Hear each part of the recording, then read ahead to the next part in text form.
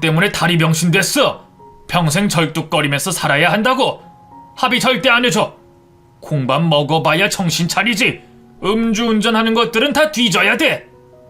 저보다 5살 많던 그 남자는 그렇게 고래고래 소리를 질렀습니다. 사실 제가 저지른 사고가 아니었고 아내가 사고를 낸 것인데 저는 음주운전을 한 파렴치한범이 되어 있었어요. 저는 아내에게 이제라도 사실을 말하는 게 어떻겠냐고 했어요. 그랬더니 아내의 반응은 냉랭했습니다. 당신 지금 나더러 감옥에 가라는 거야? 나 임신했다고. 수지야, 네가 운전했다고 하면 감옥 가는 일은 없을 거야. 나는 술 마셔서 가중처벌 대상이잖아. 수지야, 나 감옥 가면 공장은 어떡해? 오빠, 미쳤어? 이제 와서 고백하면 오빠도 나도 가중처벌이야. 그러지 말고 그냥 다녀와. 내가 우리 아이 낳고 잘 키우고 있을게. 공장도 아저씨 계시잖아. 아저씨가 잘 봐주실 거야. 저는 진퇴양난에 빠졌습니다. 이러지도 저러지도 못하는 상황 속에서 합의도 못하고 실형 2년을 살게 되었어요. 그때쯤 되니 정말 더 이상 어떤 노력도 할 수가 없었습니다. 그냥 제 앞에 놓인 현실을 받아들여야 했어요. 그렇게 팔자에도 없던 감옥에 갇히게 되었습니다. 고등학교 때 경찰서에서 감사장을 받았던 제가 죄를 짓고 감옥에 갇힌 사실이 정말 믿을 수도 없고 허망하기만 했습니다. 교도소에서의 생활은 상상보다 훨씬 더 열악했어요. 그 안에서도 권력이 있고 서열이 있었습니다. 그래도 영치금을 넣어주는 아내 덕분에 사식도 마음껏 사서 같은 수감소에 있는 수감자들에게 괴롭힘을 당하지는 않고 살았어요. 그런데 그 생활도 6개월이었습니다. 6개월 후에 아내가 몇 달 만에 면회를 왔어요. 저는 아내의 배가 많이 나왔을 것이고 오랜만에 아내를 본다는 생각에 행복한 마음으로 면회실로 갔습니다. 교도관이 그렇게 좋냐고 물을 정도로 싱긋싱긋 웃고 있었어요. 그런데 면회실 바깥에 마주보고 앉은 아내는 저와는 다르게 표정이 딱딱하게 굳어 있었습니다. 수지야, 무슨 일 있어? 얼굴이 왜 그래? 나 오빠랑 이혼할 거야. 이혼 소송 중이고 오빠 수감 중이라서 어차피 내가 이길 거야. 재산 분할도 할 거고. 그 말 하려고 왔어. 저는 예상치도 못한 아내의 말에 머리가 멍해졌어요. 수지야, 장난치지 마. 우리 애는 너 왜 그래? 애 지웠어. 그리고 나 재혼할 사람도 있어. 내 행복 빌어줘라. 수지야, 내가 누구 때문에 여기서 이러고 있는데 너 정말 왜 그래? 하지만 아내는 차갑게 돌아서서 면회실 밖으로 나가버렸습니다. 저는 애꿎은 제 가슴팍만 주먹으로 내리쳤어요. 그제서야 제가 아내에게 속았다는 걸 알아차렸습니다. 그제서야 말이에요. 그게 다 계획된 것이었다는 걸 깨달았어요. 그때부터 배신감에 치를 떨었습니다. 아내와 처음 만났던 순간부터 제가 감옥에 가던 날까지 아내는 한 번도 저에게 진심이었던 적이 없다는 확신이 들었어요. 하지만 그 안에서 제가 할 수 있는 일은 없었습니다. 아내는 이혼 소송을 했고 있는 이야기 없는 이야기를 다 지어내더니 결국 제 재산의 반까지 가져가 버렸습니다. 하지만 절대로 저희 부모님이 남겨주시고 간 공장을 빼앗길 수는 없었어요. 공장을 제외한 전 재산을 그 사기꾼년에게 다 빼앗기고 저는 1년을 더 수감 생활을 해야 했습니다. 고맙게도 공장 아저씨께서 저에게 꾸준히 영치금도 넣어주시고 면회도 와주셨어요. 그리고 아내가 재혼한 상대가 이름만 대면 다 아는 준재벌의 손자라는 사실도 알게 되었어요. 땡땡기업 손주랑 결혼을 했더라. 어떻게 그럴 수가 있냐? 아저씨, 저 정말 억울해요. 걔가 어떻게 저한테 이럴 수가 있어요. 다 꾸며낸 거였던 것 같아요. 모두 걔가 이렇게 되도록 설계한 거예요. 그러게 말이다. 나도 어이가 없다. 그렇게 착한 얼굴을 하고 너한테 죄를 뒤집어 씌우고. 아휴, 내가 그 못된 건 무슨 꿍꿍이로 그랬는지 한번 알아볼게. 아니에요, 아저씨. 수고스럽게 그러지 마세요.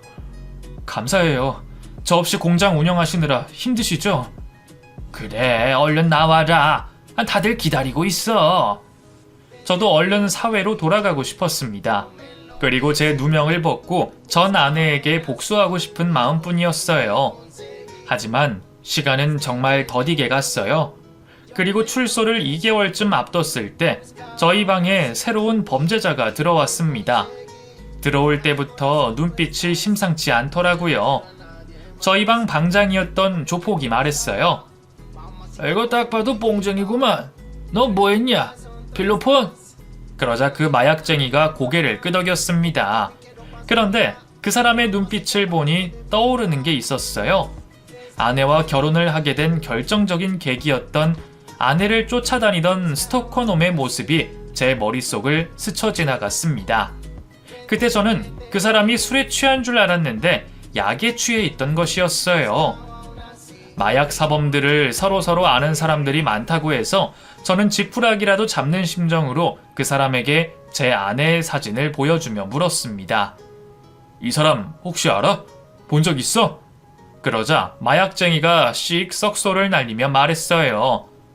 형씨도 당했구먼. 얘 유명해. 나도 2년한테 마약 샀으니까. 뭐라고? 그리고 저는 그 마약쟁이로부터 전 아내의 감추고 있던 숨겨진 뒷면을 다 알 수 있게 되었어요.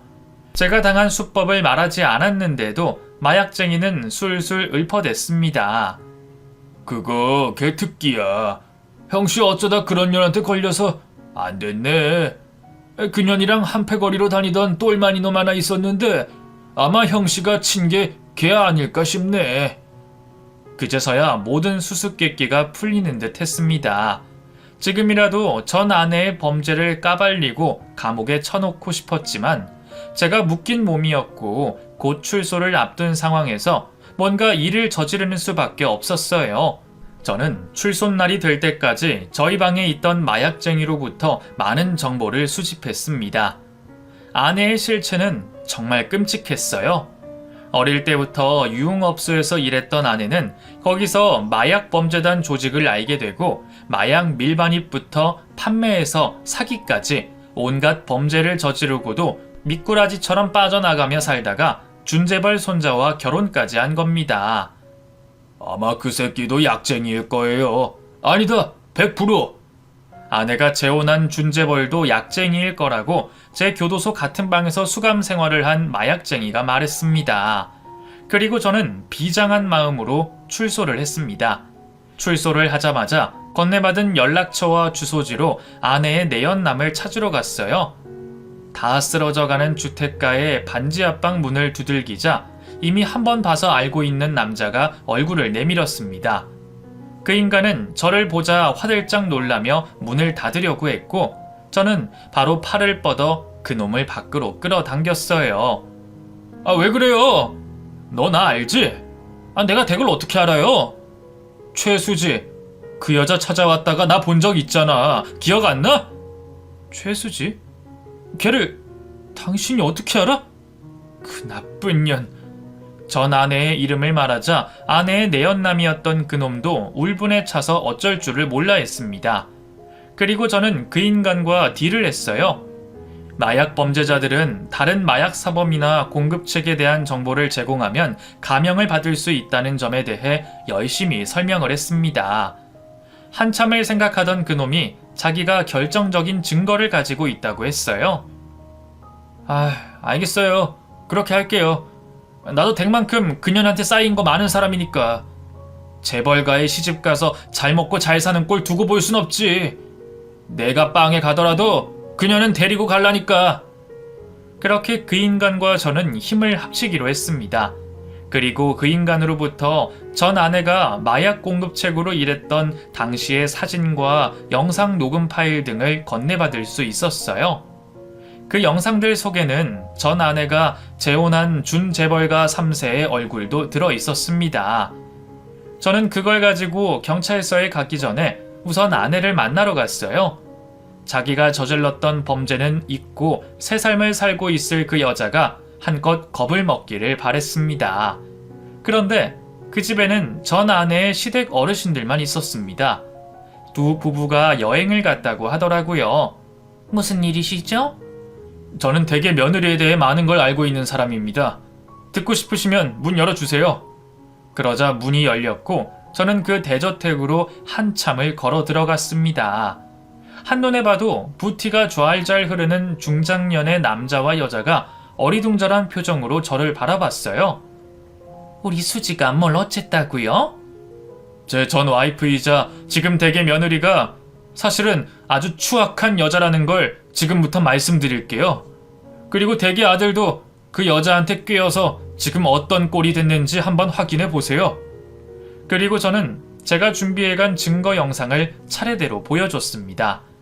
영상을 보면서 기가 막힌 표정으로 입을 다물지 못하고 넋이 나가더라고요. 이게 우리 아들이 마약을 했다고? 그것도 인연 때문에? 그러긴 내가 뭘 했어. 결혼 반대하자고 했잖아.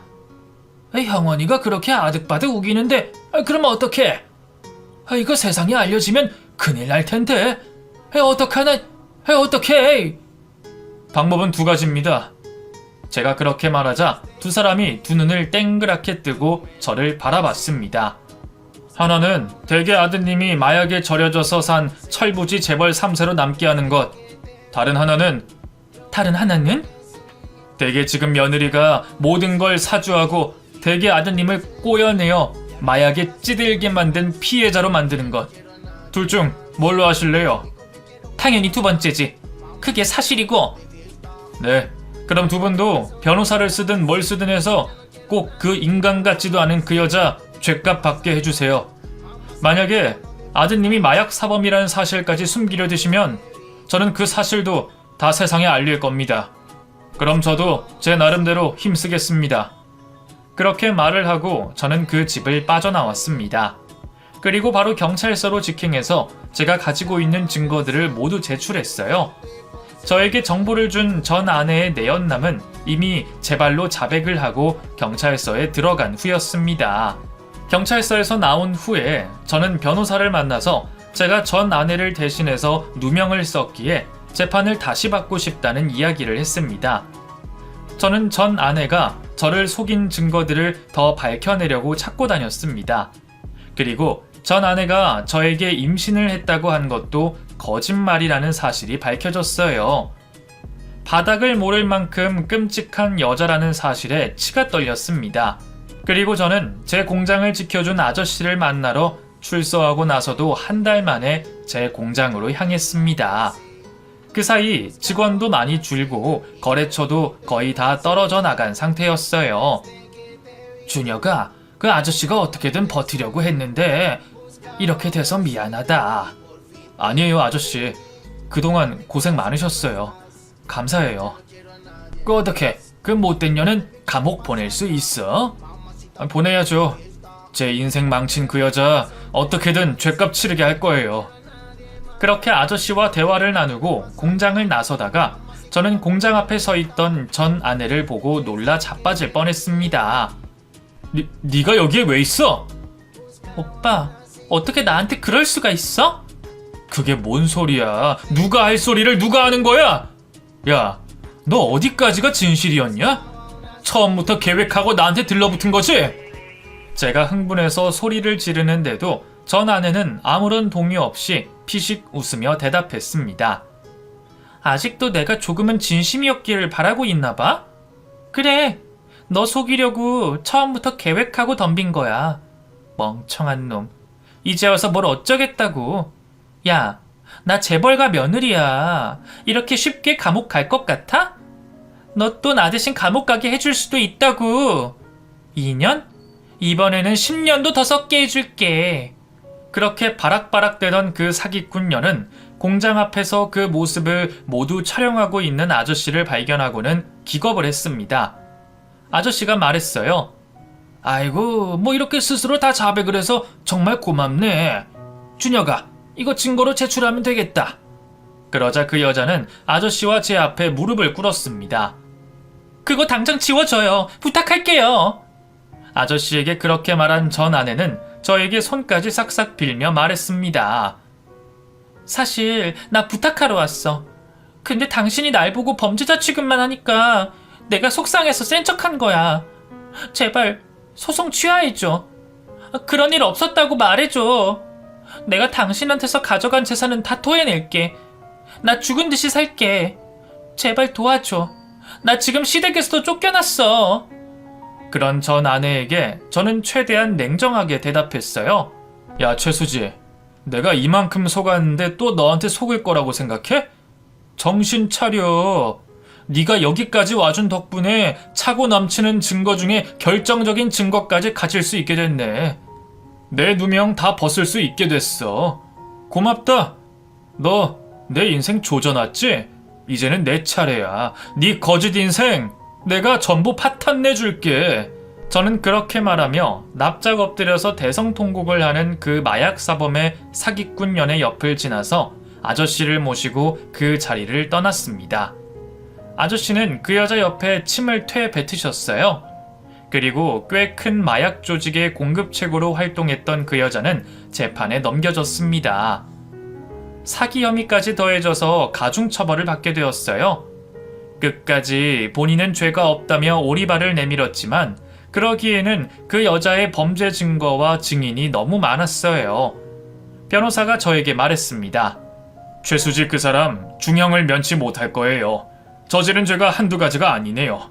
아쉽게 공소시효가 지난 것도 있지만 공소시효 내에서도 저지른 죄가 많아서 걱정하실 거 없습니다. 네, 당연하죠. 그런 소시오패스는 이 사회에서 아주 말살시켜야 합니다. 감사해요, 변호사님. 저는 재판을 하면서 공장을 다시 살리기 위해 노력했지만 이미 되돌리기엔 늦어버린 후였어요. 그래서 저는 부모님이 돌아가신 후에 제 아버지와 같았던 공장 직원 아저씨와 함께 도매업체를 차리기로 했습니다. 전 아내의 혼인 무효 소송과 사기부터 시작해서 제가 누명을 쓴 것까지 재판의 수도 정말 많았어요. 정신이 없었지만 그런 와중에도 저는 차근차근 도매업체를 하기 위해 준비를 했어요. 아저씨가 인맥이 많으셔서 금방 자리를 잡을 수 있었습니다. 아저씨는 정말 제 인생의 은인이십니다. 덕분에 지금은 연매출 50억에 달하는 업체가 되어 있네요. 아저씨는 편하게 전원 생활하면서 노후를 보내고 싶다고 하셔서 저는 노후 생활을 하시고도 남을 정도의 퇴직금을 건네드렸어요. 요즘도 가끔 아저씨가 계시는 시골에 가서 지내다가 오고는 합니다. 아저씨가 운영하고 계시는 펜션이 정말 좋거든요. 아, 그 사기꾼 연의 재판 결과 궁금하시죠? 너무나 당연하게도 그 여자는 마약류 관리법 위반은 물론이고 사기에 공갈 협박 등의 가중처벌로 징역 10년형에 처해졌습니다. 그다지 탐탁치 않은 형량이었어요. 저는 내심 무기징역까지 바라고 있었거든요. 그래도 형을 살고 나오면 그 여자는 중년이 되어 있을 테고 그 여자 옆에는 아무도 없을 겁니다. 외톨이로 평생 시름시름 앓다가 괴롭게 생을 마감하기를 바라고 있어요. 제가 바라지 않아도 자연스레 그렇게 될 거라고 믿습니다. 어쩌다 그런 인간 말종을 만나서 제 인생이 이렇게 험난한 길을 걷게 됐는지 가끔씩 생각하면 어처구니가 없어서 허탈하게 쓴웃음을 짓기도 해요. 하지만 오늘 여기서 제 사연을 털어놓고 난 이후에는 그때 일을 다시는 꺼내보는 일이 없었으면 하는 제 작은 소망이 있습니다. 여러분, 저 고생 많았으니까 이제는 그래도 되겠죠? 이런저런 일을 겪다 보니 저도 내년에는 40 후반이 되네요. 아직까지 이성에게 마음을 주지 못하고 솔로로 살고 있습니다. 그래도 내년에는 제 곁에 좋은 짝이 생겼으면 해요. 이런 생각을 하게 되기까지도 꽤 오랜 세월이 흘렀네요. 사실 이렇게 사연을 쓰고 나고 보니 혼자 있는 제가 처량하다는 생각이 들고 이제는 좋은 짝을 만나도 되겠다 싶은 생각이 들었습니다. 제 이야기를 이렇게 많은 분들에게 털어놓기 전에는 쓸까 말까 정말 1000번 이상은 고민했던 것 같아요. 그런데 털어내고 나니 정말 후련하네요. 이 채널에 감사하고 들어주신 여러분들에게도 너무너무 감사드립니다. 저도 이웃에게 베풀면서 예전에 사람 좋아하던 준혁이로 돌아가서 열심히 살겠습니다.